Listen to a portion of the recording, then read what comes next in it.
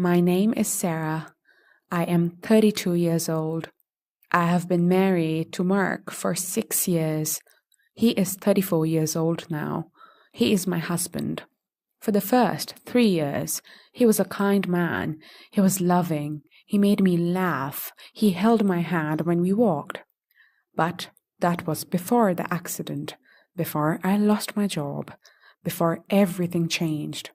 Now, Mark is always angry. I used to work as a warehouse supervisor. I earned £3,200 every month. Good money. Stable position. Mark worked as an IT technician. He earned £2,800 a month. Together, we had enough. We were happy. But 3 years ago, everything fell apart.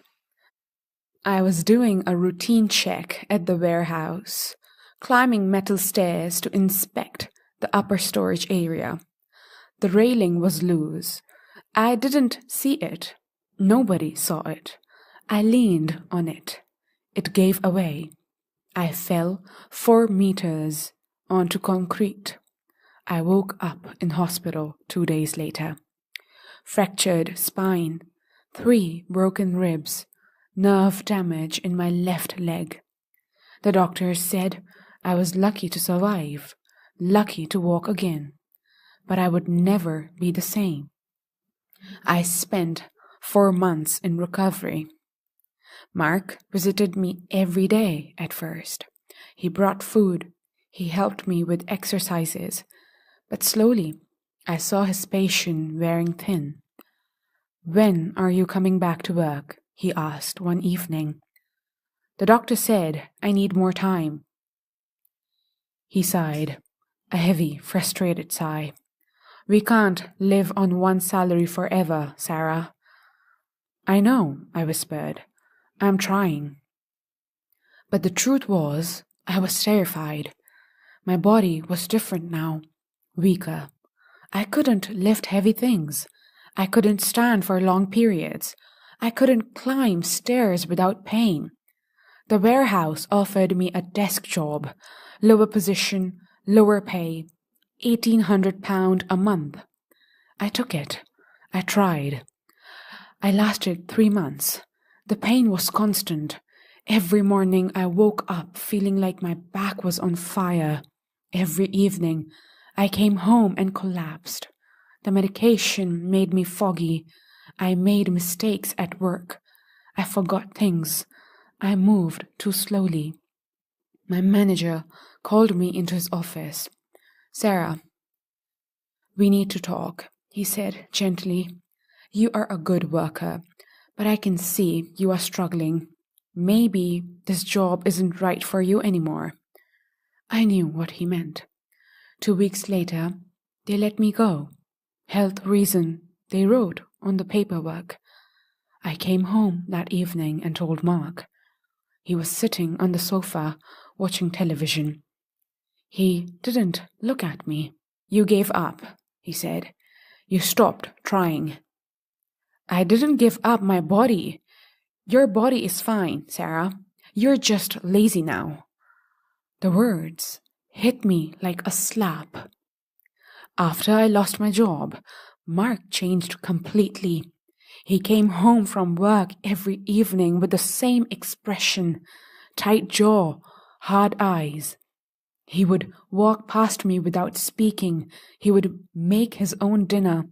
He would sit alone. If I tried to talk to him, he gave short, angry answers. "How was work?"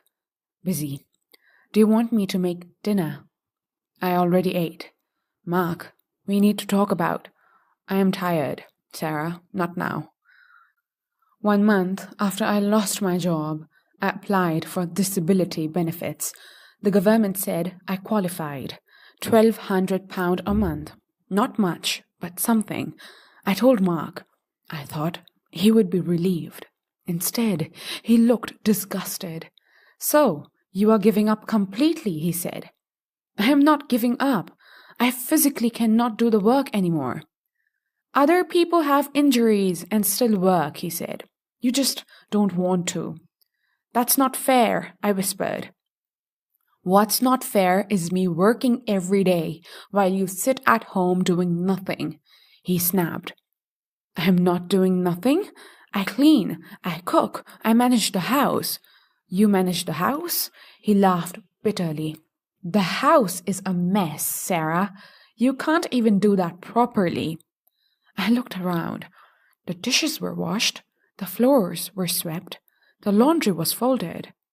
But nothing I did was ever good enough anymore. I started taking more medication for the pain, for the anxiety, for the sleepless nights.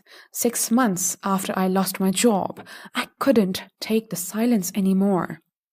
Why do you hate me now? I asked one evening. He was sitting on the sofa, scrolling through his phone. He didn't look up.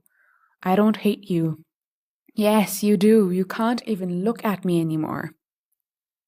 He put down his phone. Finally, he looked at me, and the coldness in his eyes made me want to disappear. You want to know the truth? He said quietly. Yes. I'm tired, Sarah. I'm tired of carrying everything, of working while you sit at home. I'm tired of your excuses. These are not excuses. I have a medical condition. So do a lot of people, he interrupted. But they still work. They still contribute. You just gave up. That night, I called my sister. He's changed, I told her. He's not the man I married. My sister was quiet for a moment. Sarah, she said gently, this is financial abuse, emotional abuse. You know that, right? I started crying. He makes me feel worthless, I whispered. The next morning, I made a decision. I started therapy. I met others like me, people who understood, and slowly I started to heal. Mark never changed. 3 months ago, I moved out. I'm staying with my sister while I figure things out. Mark sent one text message. You'll regret this. But I don't regret it.